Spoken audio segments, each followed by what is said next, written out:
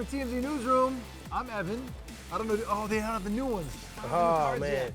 You know what? They could throw you right there. They are. They're making new cards with my face on. Right with the E, they can throw them right there. They're going to. And it can be VAN. I'm Evan. This is Tyron Woodley, UFC superstar. This is the Hollywood Beatdown. Welcome to the show. Man, feel good. How you feel today? I'm good. I'm good. We got a lot of stuff to talk about. Tyron just dropped a bombshell right before we started taping right now. We're going to talk about it right now and fire it up.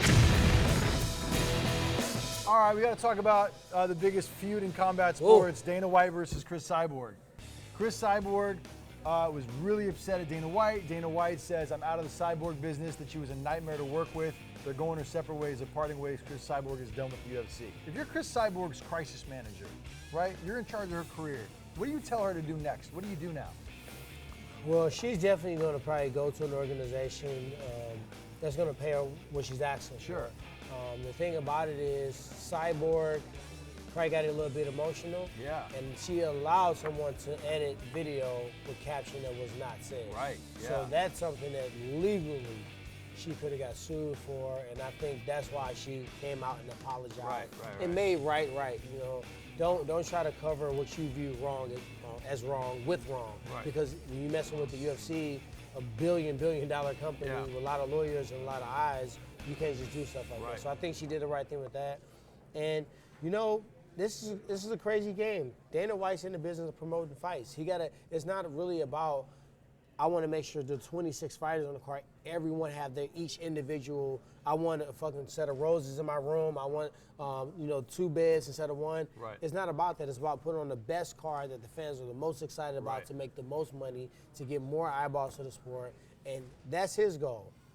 And it took me to think about that. Well, I know that's his goal, and my goal is to go out there, fight the best fight, beat the GOATs of the sport, become the greatest ever to do it, and that's my goals. Right. Sometimes those goals on me. Right. Sometimes what I think in my path is going to get me to my legendary status may not be what his goals are. He may say, hey, keep fighting, fight anybody, anywhere, anytime, fight injured, fight last minute notice. This is what the fans want to see, and that may not equate the same way. Right. So I think she may be going through that where she feels like she's bringing X amount to the table, she'll be paid this amount. He may not agree with that. Right. And I Well, think that relationship is fractured. There's no repairing that. It's over. Hey, so but do you think I she don't should think go it's over. Watch to this. PFL and fight Kayla Harrison? I don't think it's over. Should she go box and try to fight? I don't think it's over with. You think she's going to be back at UFC? Yes. You think they're going to be able to repair that bridge? Yes. You really? Yes. Huh. When do you think she'll fight again in 2019? No. When do you think she'll fight again in 2020? Yes. Who? Cyborg is too big of a name. You They think put too she'll much fight money in Nunes? Cyborg. Cyborg was the greatest female fighter ever until Amanda Nunes took her out. So what I'm thinking you're suggesting is that give it time, let the emotions settle down, they'll come back to the table, they'll negotiate for an Amanda Nunes rematch. Dana White is a businessman. You don't think she should fight Kayla Harrison for $1 million over in PFL? Nope. You don't think she should fight Clarissa Shields in box for a big boxing match? Nope. I think she should do what she's doing right now, wait it out. Dana's going to come back. He's not going to give her what she asked for, but he'll give her more than what he said the last time. They'll get a new contract. They'll put her on 8-fight deal. And Dana will make money, Cyborg will make money, water under the bridge. All right, let's go to Tyron's favorite segment. It's called Oh, no, real though. I'm excited about this because I was giving you some crap before the show started, and you told me something very interesting, that you are linking up with the guy from your past who actually beat you. He beat my ass. I ain't going to lie. He did. Rory McDonald. Yeah. You had your fight with Rory McDonald. He beat you, and now he's working with you so that you can get back and get your belt back. Yeah, I mean, That's this pretty is amazing. the thing. Like on paper, out of all welterweights, Rory McDonald was the hardest Rubik's Cube. He was the hardest puzzle to solve. The thing about Rory is Rory stayed focused. That week I was doing the media, I was talking to shit, I was, poking fun at him, I was doing all these interviews. I let embedded in every other camera in all day, draining me. And I was really ready to fight for the world title. That week, Dana said, you know what? The winner of this fight is no longer fighting for the title. Robbie and Matt Brown, that winner's gonna fight for the title. And it really threw me off, and it really distracted me. But one thing I learned from that fight is he remained focused the whole time. He didn't let the cameras in. He didn't care about whether it was going to be for the title or not. He went out there and he stayed focused, and he executed, and that made me change my mindset. Right. So he's making you a better fighter? I mean, he did. I mean, after that, I didn't lose for 3 years after that. I went on a crazy rip after that.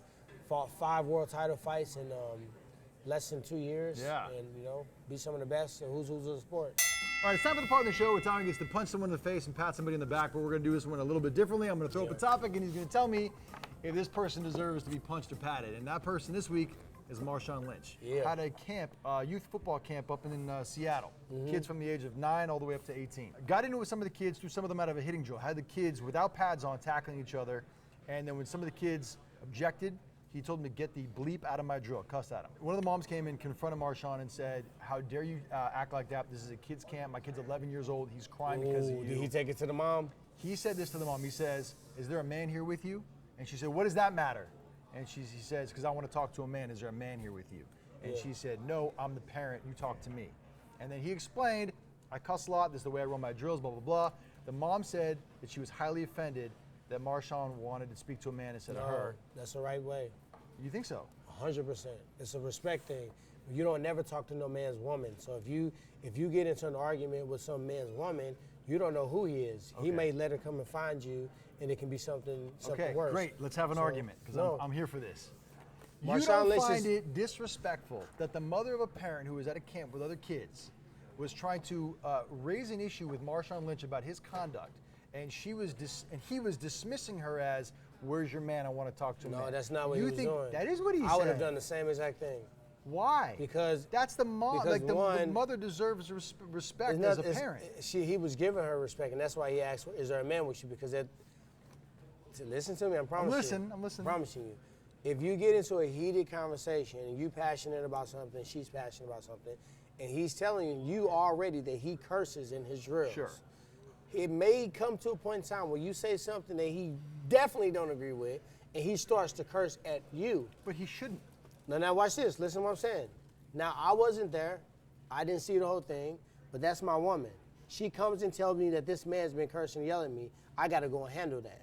So we don't get to that point. The respectful thing is to locate the significant other, husband, whatever, and have that conversation with him, man to man, out of respect. But take the sex out of it. Just as an adult to another adult, why can't he respect her as a parent, whether it's the mother or the father, and just Is he from Oakland? Yeah. Oakland is like St. Louis. It's Right. an unofficial code. It's an unofficial creed that you live by. It's like something that as a kid you just learned. That's out of respect. But if somebody said that to your mom, right? If your mom raised an issue with anybody and that person was like, okay, where's your man? I don't want to talk to your man. He probably just saved himself from getting his ass whooped. But wouldn't your mom feel like disrespected? I Wouldn't would your feel mom feel like I'm here I would now? feel Who respected. cares about the man? I'm here right now to have this conversation. My mom would actually be like, no, my mom's a different cookie though. My mom would be like, no, motherfucker, you gonna talk to me. Yeah. So she would have stepped up. But this woman did that too. Yeah. But I just think it's on Marshawn Lynch. Did she do all that? No, she didn't do all that.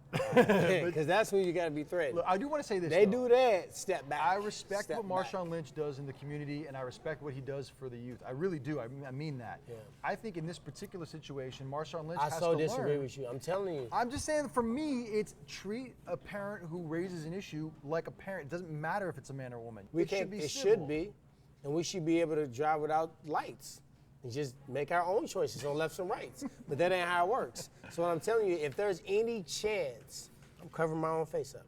If there's any chance that this can escalate to an argument, I don't even want to go there. So therefore, I am going to do exactly what he did. Yeah, but Marshawn Lynch, I got your back. That's an old school G move, one-on-one, stuck to the creed. And if I was a man, I'm respecting him. All right, so Tyron and I are going to fight after this episode.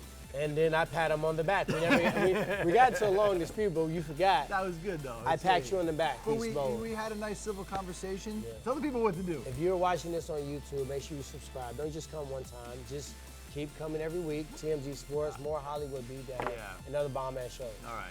We'll see you guys next week. Yes, we got some Morris. issues to resolve.